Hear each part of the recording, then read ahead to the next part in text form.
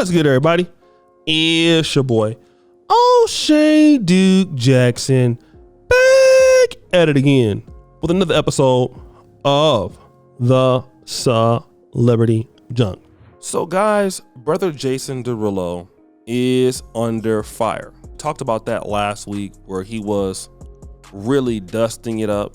There was a particular singer by the name of Imaza Gibson that he was trying to allegedly clap those cheeks, and it didn't happen, at least according to her, fast enough for him, or it didn't happen at all. So she says she got dropped from the label. So she went out and she filed this particular harassment charge because she felt like she was dropped because of retaliation. Now, I do want to play a small clip of what she just said on the Shade Room, and then I'm going to come back. According to the lawsuit filed in Los Angeles County Superior Court, Derulo, quote, assured her that he would arrange for an Uber to take her home. She says Derulo did pressure her to drink with him once before. I know when you don't accept an offer, people can get offended. So I took a sip of the drink, but I let him know that this was at a large amount of alcohol. It's super strong. And he took a sip of the drink and he had confirmed it was super strong. She declined to drink any further. Something compelled me in a session with him to tell him, say, hey, I'm not going to bend my morals in order to move forward with my career. And he responds with, oh, well, you might have to do goat skin and fish scales. And this is in front of his engineer, and I froze because I don't know what that means. I only know that fish scales is related to cocaine. I've never done cocaine in my life. And the goat skin, I didn't know what that was. So when I told my mom about it, we did some research. I found a couple articles, and it was relating back to a Haitian culture ritual of a sex ritual and sacrificing a goat. And, you know, with blood and everything. And that's something I'm not willing to do in order to move forward. The lawsuit defines the ritual as a Haitian reference, referring to, quote, conducting sex rituals, sacrificing goat blood, and doing cocaine. Now, with that being said, I do want to play Mr. Derulo's public statement that he made. You guys may have already seen this, but let's check it out. I wouldn't normally comment, but these claims are completely false and hurtful. I stand against all forms of harassment, and I remain supportive of anybody following their dreams. I've always strived to live my life in a positively impactful way, and that's why I sit here before you deeply offended by these defamatory claims. God bless. So this is what I would like to talk about when it comes to black men.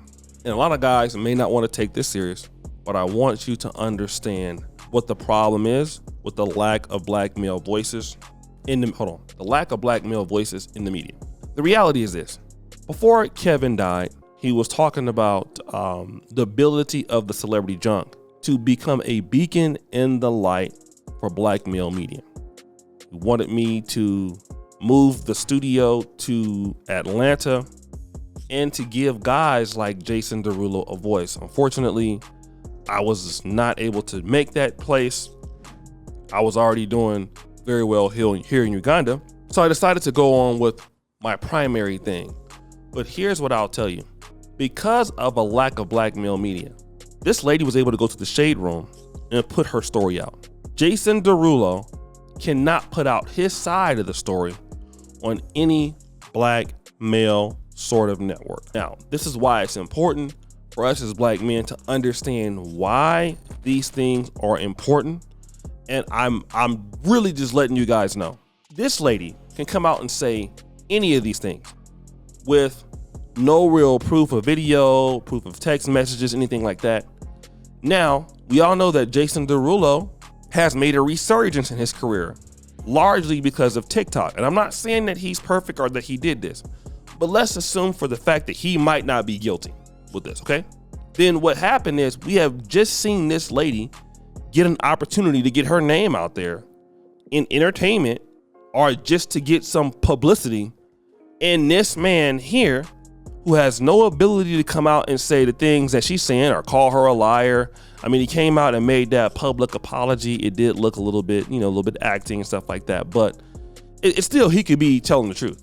But because of the lack of black male unity that we have in the entertainment scene, we can't come out and just crush that and invite them to a certain part where he can tell his story. And this is what is missing in Black American lifestyle for African American men. We are missing some of these opportunities. And when we are missing these opportunities as black men, we're not hiring our own men. We're not doing any of that. We're not participating in stuff where we're making brands deal with us, like the Shade Room. Those people, they make a lot of money. And we would be able to have those same opportunities like the Shade Room would. But because as black men, we don't work together, we don't have any kind of camaraderie when it comes to being in business, we just don't have those stories out. And so many black men would love to come out and tell their story. And if Jason Derulo is ever willing to come out and tell his on my show, I definitely will let him do it. We need to be very aggressive in putting out our side of the story. All right? Our side of the story. These ladies are being invited to come out and put their side of the story. And listen, they don't care nothing about Jason Derulo. Why didn't they invite him? Why wasn't he invited to that side of the story? Why? Why was he left out? Because they don't care about you. And that's something that we got to understand. But they will never care about you unless you care about you. We have to be the ones to care about our issues, guys. It has to be very clear. If black men do not care about their issues, nobody will. All right? They're not going to care.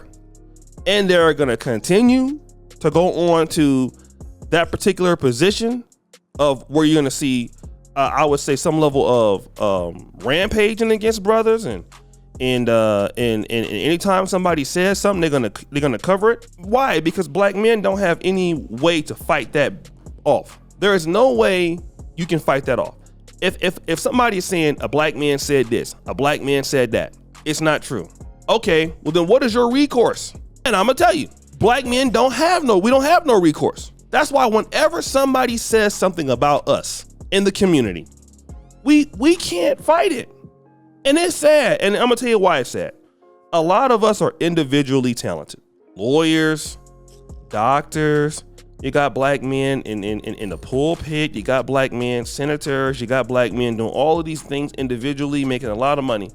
Wanna know where you ain't got black men doing what at? Something at? Don't have black men working together. Don't have black men working together.